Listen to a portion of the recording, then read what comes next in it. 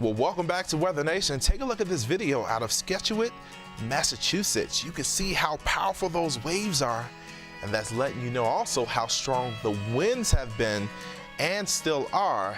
So get ready for a lot of rough weather as we head throughout the day today. And we're taking you a video from earlier out of Albany, New York. They were dealing with heavy snow earlier today, and the snow is still falling as we speak. And then when we talk about other impacts, again, I mentioned the wind. Take a look at how the camera is shaking, looking toward the Capitol and looking across parts of Washington, D.C. It's been so windy that we've seen reports now of more than 2,000 or 200,000 customers without power in the D.C. area. So a lot of people dealing with those impacts, and wind is one of those impacts.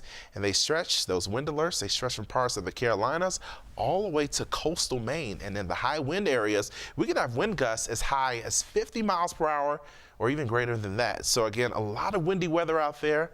And along with the wind, we're talking about winter weather. We have winter weather advisories covering a lot of upstate New York, winter storm warnings across this area as well. We've seen some of those alerts drop across parts of far western New York. That's because the snow has started to stop. But if you are in central Pennsylvania, we're still dealing with the winter weather concerns. And when we talk about snow totals, take a look at these snow totals out of western New York. Forestville, this is a number that just really catches my eye.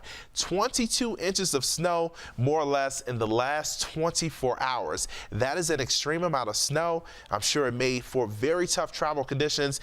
And all these other areas from Silver Springs to Jamestown to Seneca, you all dealt with a significant amount of snow as well. So a lot of winter weather out there, and we're also talking about flooding concerns along the East Coast. Just a lot going on, and I'm sure a lot of this is making it tough to travel in the air and on the ground. And our very own John Van Pelt has more about the tough times you can have driving in rough weather.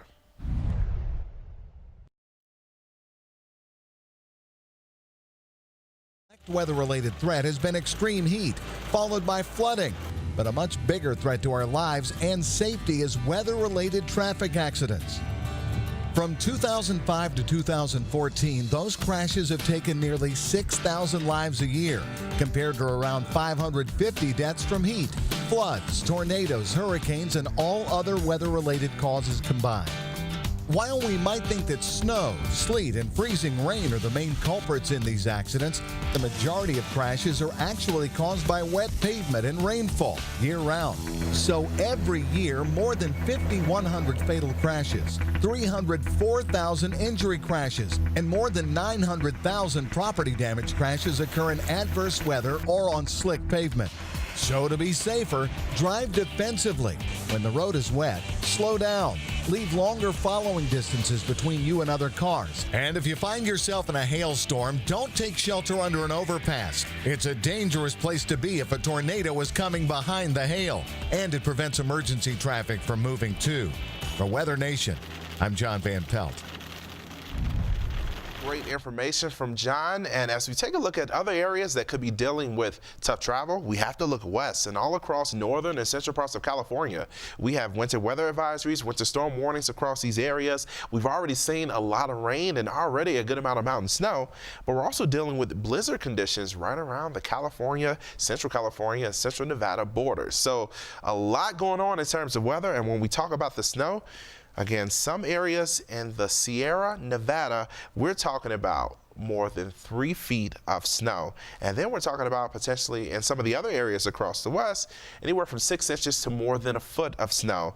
So a lot of winter weather continuing to impact the west. On top of that, we're dealing with a fire threat. We have red flag warnings in place across eastern Colorado, western Kansas, down into parts of New Mexico and Texas, not only because of the very windy conditions, but also because of the warm and dry conditions that are expected over the next few days. And when we talk about the dry conditions, we are still seeing an extreme drought in place across northern Texas, western Oklahoma, and into parts of Kansas. And then outside of that, a severe drought that stretches all the way to Arizona. So fire weather will definitely be a threat today, and we're talking about some very windy conditions. Winds this afternoon sustained anywhere from 20 to 30 miles per hour, and even higher wind gusts are expected. So when we show you places like Santa Fe for later on today, yeah, folks, it's going to be warm, it's going to be windy, so get ready for it, and that will be the case through the weekend. We'll be talking more about your weather throughout the day, but here's a look at Erie. So snowy overnight, but fortunately, snow is ended.